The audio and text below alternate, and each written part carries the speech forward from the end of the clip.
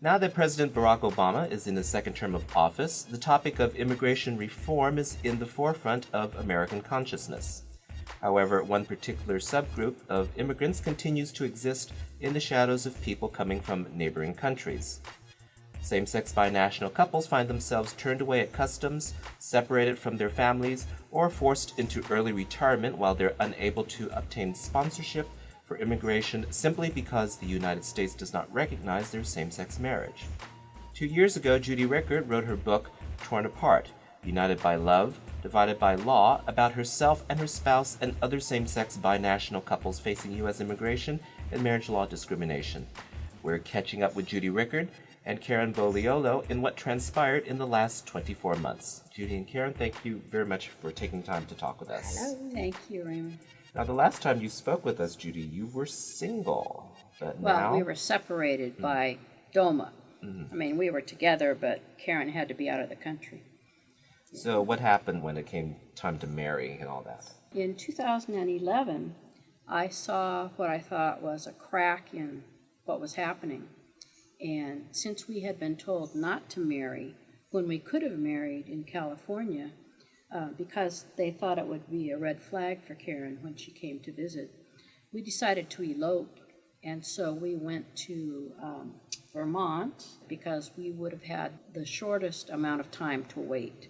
So we could have saved money, which we have to pay attention to money now because I had to take early retirement and I have a reduced pension. Karen, explain to us how you're able to stay here. What status is it?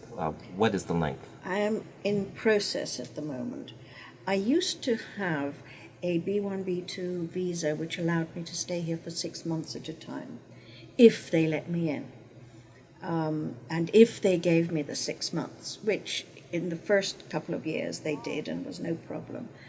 But now, 2 years ago, or was it after we got married, that Levy asked for, that we applied for the green card. It was after we got married. After we got married. And so I am in what they call process. And while I'm in process, I am able to be here legally. Tell us, how do you respond to uneducated, flippant solutions from people when they'll say something like, oh, she could marry a guy in a marriage of convenience and then come over here legally? Well, when we first started realizing we had a problem, we actually got a lot of that. You know, that I could marry an American man. And, I've always just said, I don't want to do anything illegal. I don't want to do anything immoral.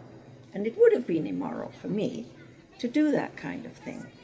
And I wanted to marry Judy. And I have a lot of spiritual beliefs that lead me not to want to do anything dishonest or unmoral. Explain to us how your story and the book has changed the minds and hearts of people. If what I'm doing makes somebody feel a little more safe, then I really think I've done it. I mean, we get emails from people that say they've seen the website, they've seen the book, they've heard from other people, and they don't feel as scared. I mean, that's huge. That's huge. People send me their stories, they send pictures, they thank us. Yeah. So I know I'm making a difference. I know our story has made a difference. And I'm hoping it's making enough difference with the people that really matter, those that can make a law, or, hopefully those in the Supreme Court. I went in 2009, I went to my Congressman, Mike Honda. He was working on a comprehensive immigration reform bill at the time, which he introduced a couple years ago the first time, and has just reintroduced in the 113th Congress. And it's called Reuniting Families Act. And so what he did was he took the very brave, very strong step of embedding an existing law that never got anywhere, Uniting American Families Act, into his bill. And so that way, the law or the bill that Representative Gerald Nadler of New York and Senator Patrick Leahy of Vermont had created, which specifically dealt with people like us. And so what it was intended to do was to add 3 words to the existing immigration law so that wherever the word spouse appeared, an American citizen can sponsor their spouse for immigration the additional 3 words, or permanent partner, would be added. And so Mike saw the value in taking that bill and embedding it in his bill. My deal is this: no American should have to choose between country and spouse.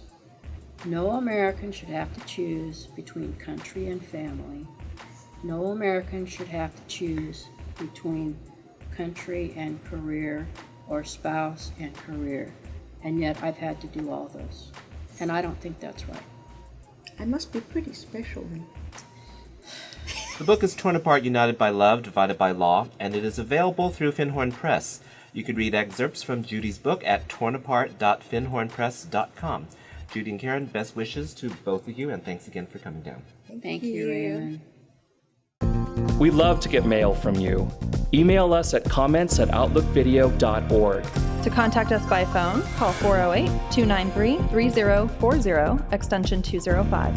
Visit our website at outlookvideo.org. Subscribe to our YouTube channel at youtube.com/outlookvideo. And connect with us at facebook.com/outlookvideo.